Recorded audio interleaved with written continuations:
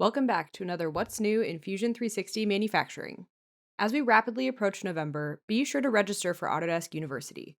This year, AU is free, totally virtual, and global, so there's more opportunity than ever before to get involved with classes, meetups, or answer bar sessions. Also, be sure to catch the keynote sessions on November 17th to see what's coming in Fusion 360 and across the Autodesk portfolio. The registration link is in the description. Hope to see you there. Before we hop into the manufacturing workspace, one update I want to call out is that Arrange and Simplify are now available in the Design workspace. In Preferences, General, Design, check the box next to Arrange and Simplify tools, and be sure the Arrange preview feature is enabled to see these options appear in the Modify drop-down menu. In Turning, you can now use grooving tools for profile finishing operations.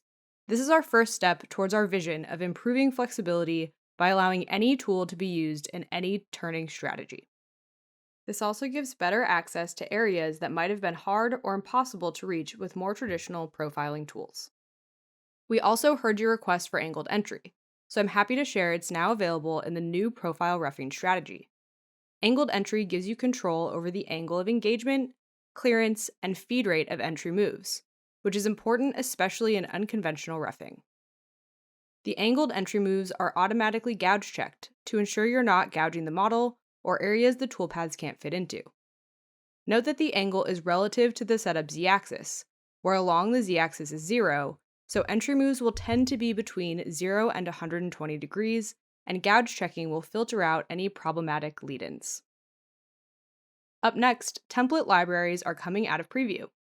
I covered these in the last update video, but to give a quick recap, templates allow you to store custom settings for an operation or series of operations to deploy on future parts, streamlining the programming process.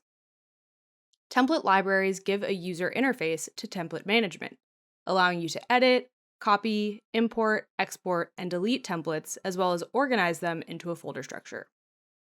We've also made some usability improvements since preview. Now the active folder is highlighted on the left.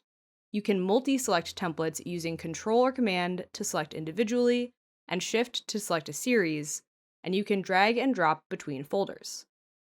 There is also an option to override an existing template when saving a new template. If you're looking for more detail, Product Manager Dan Pacific wrote a blog covering template libraries linked in the description. Either way, I highly suggest using templates if you weren't already, and using the new template library for easier template management. Also coming out of preview is Manufacturing Model, which gives you the ability to make changes in the manufacturing workspace without affecting the model in the design workspace. One use case is creating near-net shapes for hybrid manufacturing workflows, where you might want to change the shape or size of holes for printing, but still need the original model for finished machining. Note that you can create multiple manufacturing models and even reference external designs if needed. Speaking of additive, you can now save automatic orientation settings as a template for easy access later. This captures the settings and rankings of each parameter to inform the orientation results. These templates are stored in the same template library I spoke about earlier for easy access, organization, and editing. We also added support for any cubic printers, now available in the Fusion 360 machine library, available in the Manage section of your toolbar. If you're using a printer with multiple extruders, you can now choose which extruder to use as the primary in the Basic tab of the Print Settings dialog. For those of you doing powder bed metal additive, those tools have now moved from the former manufacturing extension into a new additive build extension that you can subscribe to in the Extensions menu in the upper right corner of Fusion. We are also renaming the formerly known manufacturing extension to the machining extension to better reflect the subtractive and inspection technology it grants access to. First, in the machining extension, part alignment is now out of preview. Part alignment uses surface inspection measurement points to measure stock and adjust the position of milling toolpaths to optimize distribution of available stock, which is critical for processes like finish machining additive parts or castings. Richard did a great tutorial video on part alignment, linked in the upper corner now. For both part alignment and surface inspection, we updated the process to import inspection results. Now a preview of the points to be imported is shown, so you can be sure you're importing the right inspection data. You can also choose the body to project to if needed. Also coming to preview for the machining extension is the ability to import circular probe geometry results. Import print results created by probing macros, creating a visual representation of these results directly on the model and making them available to include in inspection reports. Last but certainly not least, tool orientation turn and tilt controls coming into machining extension preview.